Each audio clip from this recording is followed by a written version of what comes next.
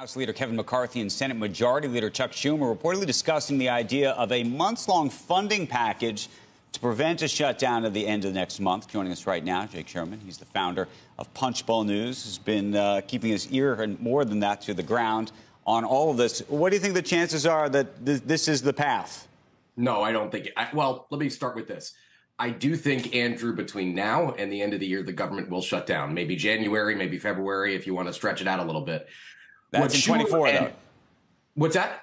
In 24, you're saying? In early 24, January, February. It would be 23 or 24. Okay. I mean, we'll have to see how it shakes out. The big question is, I understand Schumer and McCarthy agree on a short-term stopgap because they're not going to finish all their work in the next, 6 weeks. But the reality is if McCarthy has to load up that stopgap, even a short-term one, with spending cuts, you hear a lot of Republicans calling, again, for the border wall, to funding certain elements of the Department of Justice, the FBI.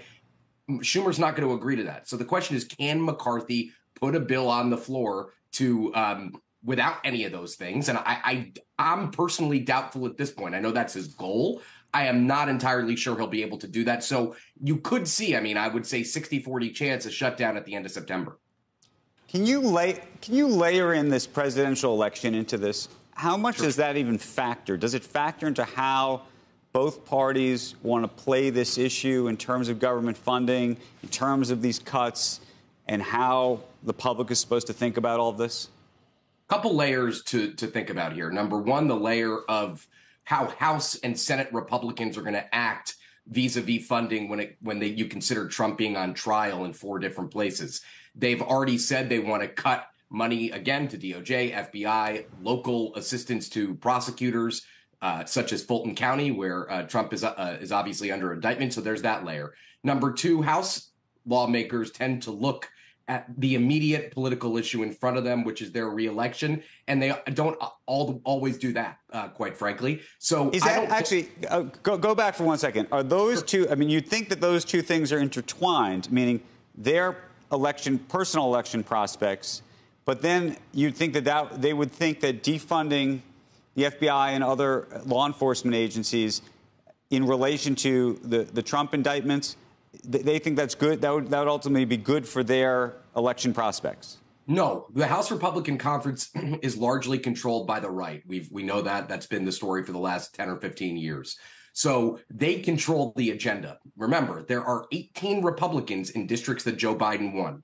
In no way, shape, or form is shutting down the government and causing chaos a good thing for their reelection, and then in turn them keeping the House of Representatives. So they don't have their eyes on the prize, so to speak, in a larger sense. Now, lawmakers tend not to think about how their behavior on Capitol Hill will impact the presidential election. And to the extent that they do, it's the right wing saying basically, well, my constituents in these deep red districts want me to defund the FBI. They don't mind a government shutdown if it's over the border wall or protecting Trump. So that political dynamic is very difficult to reconcile, right? Because the 18 House Republicans that are in these Biden districts, they do not benefit from anything but middle of the road legislating. We've seen very little of that this Congress. I'm going back to the presidential election only because I think we've been watching just various candidates either emerge or seem to fall. DeSantis was on our air earlier this week. Brian Sullivan had a fascinating interview with him. Where do you think he really is in all of this, and how do you even see, given the indictments plural, this all shakes out? And does it shake out in the next couple of months, or do you think this plays out much longer than that?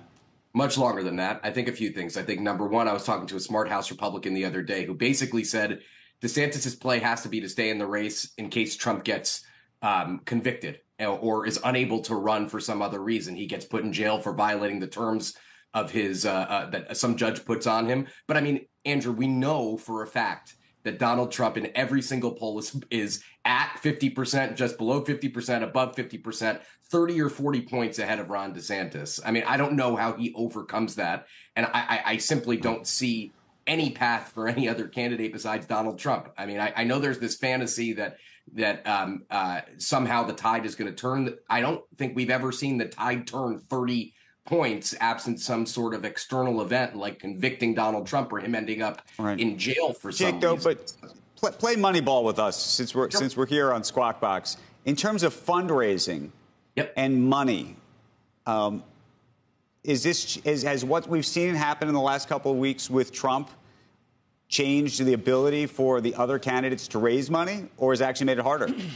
It's probably made it a little bit easier, but I'll say something controversial just to get a rise out of people. There's a lot of stupid money in Republican politics, meaning there's a lot of people who dump millions of dollars into candidates that have no chance. We saw Newt Gingrich raise a lot of money. We've seen super PACs backing candidates that, again, have no chance raise millions of dollars. And in this era where one rich hedge fund manager or one rich private equity person or any rich person could dump millions of dollars into a super PAC, that candidate stays afloat because of that. There is no argument, really. I mean, there's a little argument, but there's very little argument that there is a smart investment opportunity with Ron DeSantis. I mean, just looking at the publicly available data, there's not a ton of evidence that Ron DeSantis has a chance of coming back.